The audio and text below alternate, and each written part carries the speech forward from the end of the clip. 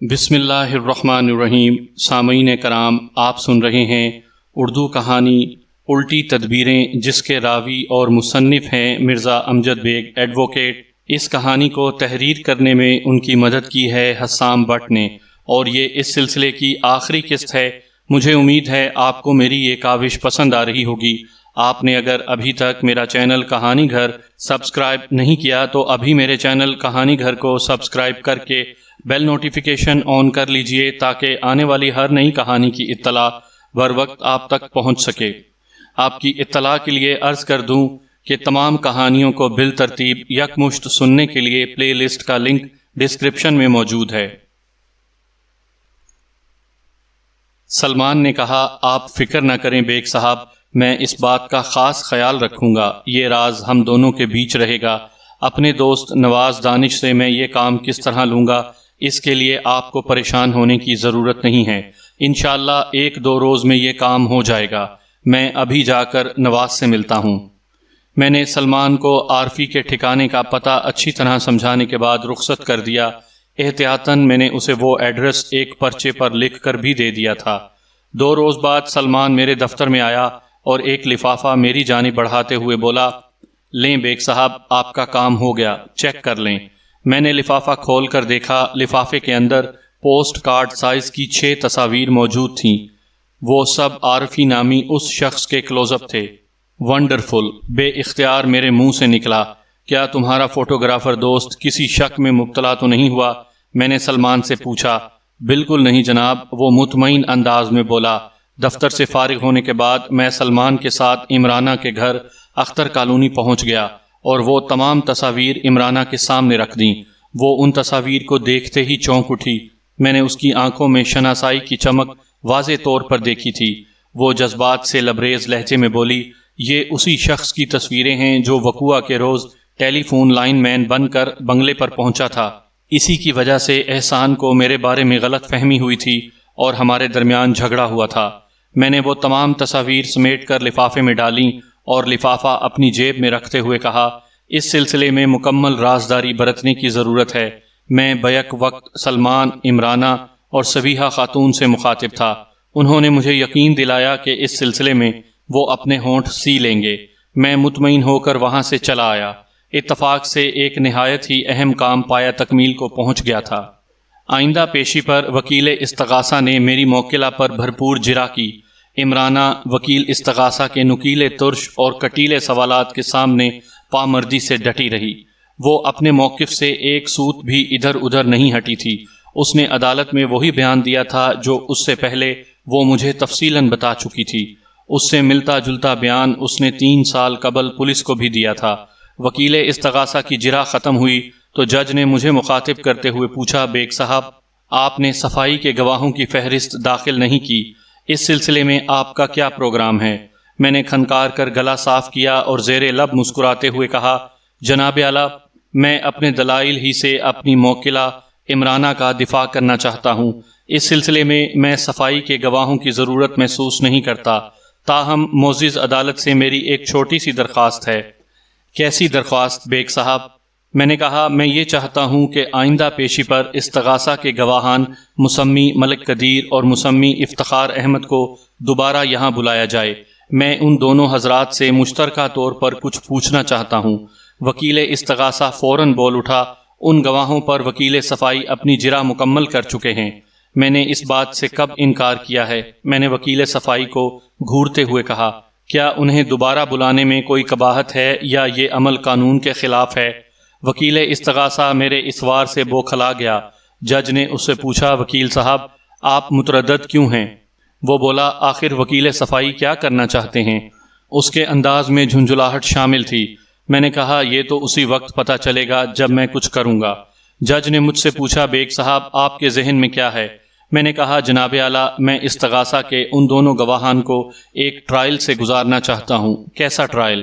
میں معذرت خواہ ہوں جناب اعلیٰ، میں نے مؤدبانہ لہجے میں کہا، قبل از وقت اس ٹرائل کا ذکر کرنا مناسب نہیں ہوگا، اس سے زیر سماعت کیس متاثر ہو سکتا ہے۔ میں نے محسوس کیا کہ جج میری تجویز نما درخواست میں گہری دلچسپی لے رہا تھا۔ وہ تھوڑی دیر تک خاموشی سے اسبات میں سر ہلاتا رہا، پھر اس نے وکیل استغاثہ کو تاکید کی کہ آئندہ پیشی پر وہ دونوں مطلوبہ افراد کو عدالت میں حاضر کرے۔ وکیل استغاثہ مجھے کھا جانے والی نظروں سے دیکھنے کے سوا کچھ بھی نہ کر سکا۔ اس کی بے بسی دیدنی تھی۔ اگر وہ اس وقت عدالت کے کمرے میں نہ ہوتا تو مجھے خوب کھری کھری سناتا۔ جج نے 5 روز بعد کی تاریخ دینا چاہی، لیکن وکیل استغاثہ نے صدائے احتجاج بلند کی۔ یور آنر، 5 دن بہت کم ہیں۔ گواہان سے رابطہ کرنے میں مجھے کچھ وقت لگے گا۔ انہی دنوں ہائی کورٹ میں میرا ایک اہم کیس بھی چل رہا ہے۔ جج نے وکیل استغاثہ کی پرابلم کو مد نظر رکھتے ہوئے 10 روز بعد کی تاریخ دے کر عدالت برخاست کرنے کا اعلان کر دیا۔ منظر اسی عدالت کا تھا اور میں اپنی موکلہ کی بے گناہی کے سلسلے میں بھرپور دلائل کا آغاز کرنے والا تھا۔ میرے مطلوبہ افراد یعنی ملک قدیر اور مقتول کا گھریلو ملازم افتخار احمد عدالت کے کمرے میں موجود تھے۔ آج عدالت کے کمرے میں خاصا رش تھا۔ کیس اختتامی مراحل میں داخل ہو چکا تھا۔ میں نے جج کی اجازت حاصل کرنے کے بعد دلائل دینا شروع کیے۔ جناب اعلیٰ، استغاثہ میں سب سے زیادہ زور اس بات پر دیا گیا ہے کہ میری موکلہ اپنے عمر رسیدہ شوہر سے چھٹکارا حاصل کرنا چاہتی تھی، اس لیے اس نے اپنے آشنا فاروق نامی ایک نوجوان کے توسط سے مقتول احسان لودھی کو ٹھکانے لگا دیا۔ جناب اعلیٰ، یہ کتنی مضحکہ خیز بات ہے کہ پولیس تاحال اس فرضی آشنا کا سراغ نہیں لگا سکی، اور لگا بھی کیسے سکتی ہے؟ استغاثہ کا دعویٰ من گھڑت ہے۔ میں آگے چل کر اپنی اس بات کو دلائل سے ثابت کروں گا۔ ایک لمحے کے توقف کے بعد میں نے سلسلہ کلام جاری رکھا۔ جناب اعلیٰ، استغاثہ کا دعویٰ ہے کہ میری موکلہ چوری چھپے اپنے آشنا سے ملتی رہتی تھی، اور شادی شدہ ہونے کے ناطے اس کی یہ حرکت بے وفائی کے زمرے میں آتی ہے۔ جناب اعلیٰ، استغاثہ کی یہ بات سراسر کھوکھلی اور بے بنیاد ہے، اور استغاثہ کے گواہوں کے بیانات اس کی تردید کرتے ہیں۔ 6 ماہ سے صرف 4 گواہوں نے میری موکلہ کے فرضی آشنا کو دیکھا تھا، اور وہ بھی صرف ایک بار۔ نہ اس سے پہلے کبھی ان کا اس شخص سے واسطہ رہا، اور نہ ہی بعد میں کبھی اس کی صورت نظر آئی۔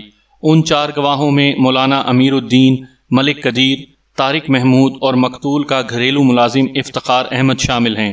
ان چاروں کے بیانات اور جرح کے سلسلے میں دیے گئے جوابات معزز عدالت کے ریکارڈ پر موجود ہیں، جس سے میری دلیل کی تصدیق کی جا سکتی ہے۔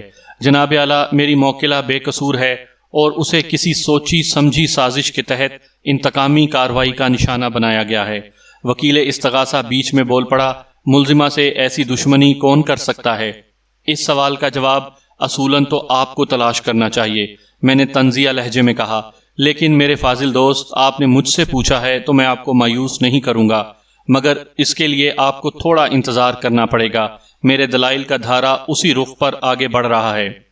میں نے تھوک نگل کر حلق تر کیا اور دلائل کے سلسلے کو آگے بڑھاتے ہوئے کہا، جناب اعلیٰ، میری موکلہ بے گناہ ہے۔ استغاثہ کے معزز گواہ طارق محمود کے بیان کے مطابق وہ مضبوط کردار کی مالک ایک انتہائی ملنسار اور شائستہ خاتون ہیں۔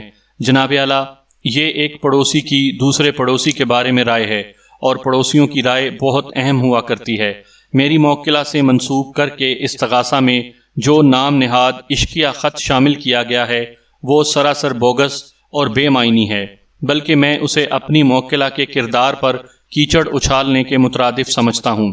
جناب اعلیٰ، استغاثہ کے گواہان کے بیانات کو اگر فلٹر کیا جائے تو یہ حقیقت سامنے آتی ہے کہ وقوعہ کے روز جو نوجوان مقتول کے بنگلے میں داخل ہوا تھا اس کا تعلق ٹیلی فون کے محکمے سے نہیں تھا، جس کا واضح مطلب یہی اخذ کیا جا سکتا ہے کہ اسے کسی سوچے سمجھے منصوبے کے تحت وہاں بھیجا گیا تھا تاکہ میری موکلہ اپنے شوہر کی نظر میں مشکوک ہو جائے، اور ایسا ہوا بھی۔ 6 بجے سے رات 9 بجے تک وقفے سے میاں بیوی میں جھگڑا ہوتا رہا۔ اس دوران میں مقتول نے ایک مرتبہ میری موکلہ پر ہاتھ بھی اٹھایا۔ بالآخر وہ ناراض ہو کر گھر سے نکلی اور اپنی ماں کے پاس آ گئی۔ گواہوں کے بیانات سے ایک بات یہ بھی سامنے آتی ہے کہ وہ اجنبی اور پر اسرار نوجوان کم و بیش 5:30 بجے وہاں آیا اور لگ بھگ 6 بجے واپس چلا گیا۔ اس حقیقت کے پیش نظر میری موکلہ کو اس کے ساتھ کس طرح ملوث کیا جا سکتا ہے؟ میں نے ایک لمحے کو رک کر سانس درست کیا، پھر جج کی جانب دیکھتے ہوئے اپنے دلائل جاری رکھے۔ جناب اعلیٰ، اب میں پوسٹ مارٹم کی رپورٹ کی جانب معزز عدالت کی توجہ دلانا چاہتا ہوں۔ مقتول کی موت رات 9 بجے اور 10 بجے کے درمیان میں واقع ہوئی تھی، جبکہ میری موکلہ ٹھیک 9 بجے گھر سے نکل گئی تھی۔ علاوہ ازیں کیمیائی تجزیے کی رپورٹ سے یہ بات بھی ظاہر ہوتی ہے کہ مقتول کو بے ہوشی کی حالت میں قتل کیا گیا تھا، کیونکہ اس نے خواب آور گولیوں کی بھاری مقدار استعمال کر لی تھی۔ مقتول کی خواب گاہ سے ولیم ٹین کی استعمال شدہ شیشی بھی برآمد ہوئی تھی۔ مقتول نے میری موکلہ کے رخصت ہونے کے بعد یقیناً خواب آور گولیاں نگلی ہوں گی اور بعد ازاں بے ہوشی کی حالت میں اسے موت کے گھاٹ اتار دیا گیا۔ پولیس ہنوز آلہ قتل تلاش کرنے میں بھی ناکامیاب رہی ہے، جیسا کہ میری موکلہ کے فرضی عاشق کو تلاش کرنے میں۔ جناب اعلیٰ، ان حالات و واقعات اور حقائق و شواہد کی روشنی میں معزز عدالت سے میری استدعا ہے کہ میری موکلہ کو باعزت بری کرنے کے احکامات صادر کیے جائیں۔ That's all, Your Honor۔ اور انہیں کس مقصد کے لیے بلایا گیا ہے؟ وکیل استغاثہ نے عدالت میں موجود ملک قدیر اور افتخار احمد کی جانب اشارہ کرتے ہوئے سوال کیا۔ اپنے دلائل کے دوران میں نے کئی مرتبہ وکیل استغاثہ کو متذکرہ افراد کی طرف دیکھتے ہوئے پایا تھا اور اب تو اس کا پیمانہ صبر چھلک اٹھا تھا۔ جج نے بھی تشویشناک لہجے میں پوچھا، بیگ صاحب، غالباً آپ کوئی ٹرائل کرنا چاہتے تھے۔ ٹرائل ہوگا اور ضرور ہوگا جناب، میں نے پر اعتماد لہجے میں کہا۔ وکیل استغاثہ بولا، اور آپ نے وعدہ کیا تھا کہ آپ اس شخص کی نشاندہی کریں گے جس نے آپ کی موکلہ کو انتقامی کارروائی کا نشانہ بنایا تھا۔ کیا آپ اپنے وعدے سے پھر رہے ہیں؟ ہرگز نہیں میرے فاضل دوست، میں نے انگشت شہادت کو نفی میں ہلاتے ہوئے کہا۔ پھر جج کو مخاطب کرتے ہوئے اضافہ کیا، جناب اعلیٰ، میں معزز عدالت کی اجازت سے استغاثہ کے گواہان ملک قدیر اور افتخار احمد کو گواہوں کے کٹہرے میں بلانا چاہتا ہوں۔ جج نے اجازت مرحمت فرما دی۔ میرے مطلوبہ افراد کٹہرے میں آ کر کھڑے ہو گئے۔ میں نے تھوڑی دیر تک انہیں خاموشی سے دیکھنے پر اکتفا کیا۔ اس دوران میں عدالت کا کمرہ کامل سناٹے میں ڈوبا ہوا تھا۔ میں نے پہلے ملک قدیر کو مخاطب کرتے ہوئے پوچھا، ملک صاحب، آپ کو یاد ہوگا کہ آپ پر جرح کے دوران آپ نے مجھے بتایا تھا کہ آپ کی یادداشت بڑی غضب کی ہے۔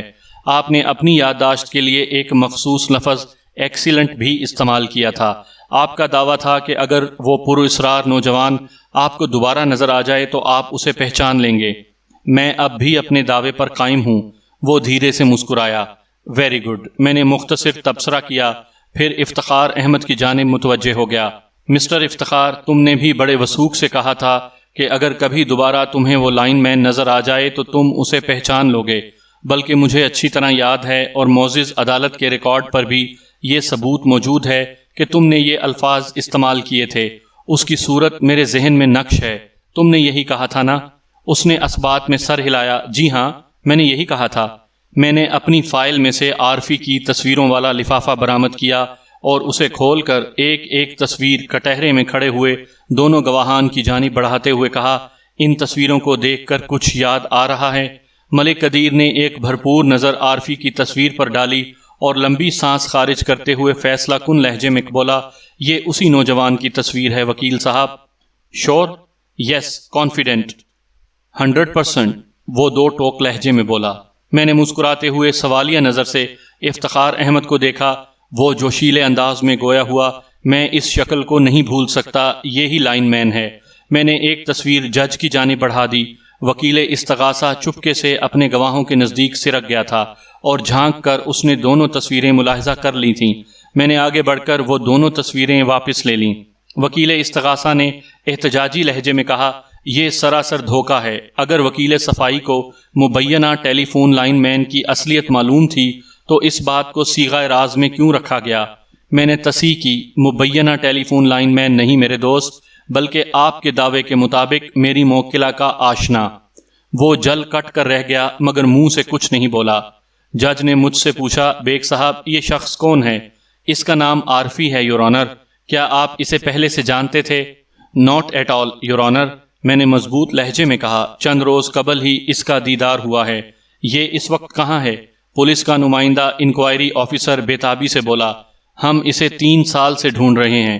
میں نے متحمل لہجے میں کہا، یہ تو مجھے معلوم نہیں کہ عارفی اس وقت کہاں پایا جائے گا، لیکن میں آپ کو اس کے ٹھکانے کا پتہ بتا سکتا ہوں، وہ بھی اگر معزز عدالت کی اجازت ہو تو۔ انکوائری آفیسر نے خوشامدانہ نظر سے جج کو دیکھا۔ جج وکیل استغاثہ کو مخاطب کرتے ہوئے بولا، آپ اس سلسلے میں کیا کہتے ہیں وکیل صاحب؟ مجھے تو یہ سب کچھ ایک ناٹک لگ رہا ہے۔ ہاتھ کنگن کو آرسی کیا ہے؟ میں نے با آواز بلند کہا، آزمائش شرط ہے، ناٹک اور حقیقت کا فرق ظاہر ہو جائے گا۔ جج نے اسی وقت عارفی کے ناقابل ضمانت وارنٹ گرفتاری جاری کر دیے اور اس کی ایک تصویر انکوائری آفیسر کے حوالے کرتے ہوئے حکم دیا، اس شخص کو فوری طور پر گرفتار کر کے شامل تفتیش کیا جائے۔ انکوائری آفیسر نے وہ تصویر لینے کے بعد امداد طلب نظروں سے مجھے دیکھا۔ میں اس کی نظر میں پوشیدہ ضرورت کو سمجھ گیا اور میں نے ایک پرچے پر عارفی کا مفصل ایڈریس لکھ کر اسے تھما دیا۔ پولیس نے غیر معمولی مستعدی کا مظاہرہ کرتے ہوئے اس دن کا سورج غروب ہونے سے پہلے ہی چھاپا مار کر عارفی کو اس کے ٹھکانے سے گرفتار کر لیا۔ جب کوئی پراپر آدمی پولیس کے ہتھے چڑھ جاتا ہے تو پھر وہ حقیقت کی تہہ میں پہنچنے میں ذرا دیر نہیں لگاتی۔ پولیس کی تحویل میں عارفی نے اچھی خاصی خاطر مدارت کروانے کے بعد جو اقبالی بیان دیا وہ خاصا ہولناک اور سنسنی خیز تھا۔ اس کے بیان کے مطابق احسان لودھی کو اس نے قتل نہیں کیا تھا، بلکہ میاں بیوی کے درمیان غلط فہمی پیدا کرنے کے لیے رستم علی نے اسے وہاں بھیجا تھا۔ عارفی کی نشاندہی پر رستم کو بھی گرفتار کر لیا گیا اور پولیس کی مہمان نوازی میں ایک ہی رات میں اس کے مزاج ٹھکانے آ گئے۔ وہ کوئی عادی مجرم نہیں تھا، اس لیے پولیس کے بٹن دبانے پر وہ کسی ریکارڈ کی طرح بجنے لگا۔ رستم اپنی محبت شازیہ کو کھو کر بہت اداس تھا، چنانچہ اس نے شازیہ کے قریب رہنے کے لیے لودھی سوپ انڈسٹری میں ملازمت کر لی۔ شازیہ واقعی اس کی والہانہ محبت سے واقف نہیں تھی، کیونکہ اس نے کبھی کھل کر اپنے جذبات کا اظہار ہی نہیں کیا تھا۔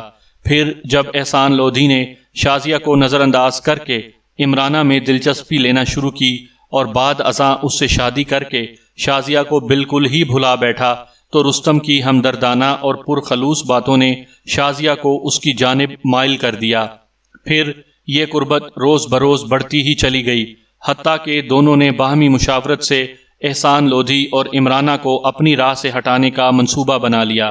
منصوبے کے پہلے حصے میں وہ صرف میاں بیوی کے درمیان شک کا بیج بونا چاہتے تھے، لیکن پہلے ہی مرحلے پر ان کا کام آسان ہو گیا۔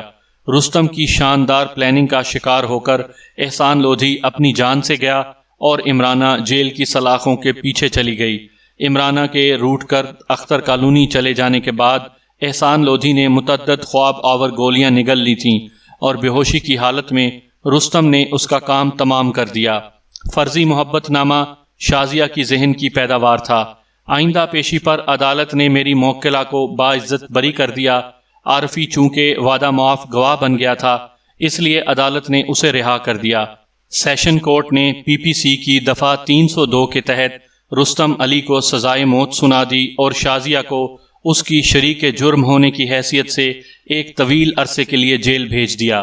جہاں اس پورے کیس میں دلچسپی کے بہت سے پہلو موجود ہیں، وہیں عقل مندوں کے لیے عبرت کا سامان بھی وافر مقدار میں پایا جاتا ہے۔ سلمان نے عمرانہ سے محبت کی، لیکن دولت نے سلمان کی محبت کو شکست دے دی اور عمرانہ کی شادی ایک دولت مند کے ساتھ ہو گئی۔ دوسری جانب رستم بھی خاموشی سے شازیہ کو چاہتا تھا، لیکن وہ اسے حاصل نہ کر سکا۔ پھر حالات نے پلٹا کھایا اور قدرت نے دونوں عشاق کو اپنی اپنی محبت حاصل کرنے کا ایک موقع فراہم کر دیا۔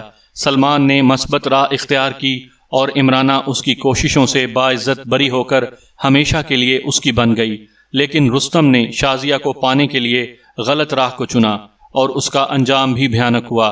حالانکہ شازیہ کو حاصل کرنے کے ساتھ ساتھ مقتول احسان لودھی کی تمام دولت اور جائیداد پر بھی تصرف حاصل کر چکا تھا۔ بری نیت پر مبنی کوئی تدبیر جب الٹتی ہے تو سب کچھ خس و خاشاک کی طرح بہہ جاتا ہے۔ ہاں، یاد آیا، عمرانہ اور سلمان کی شادی کا دعوت نامہ بھی مجھے موصول ہوا، لیکن میں ان کی شادی میں شرکت نہ کر سکا کیونکہ ان دنوں میں سالانہ عدالتی چھٹیوں کے دوران میں اسٹیٹس گیا ہوا تھا۔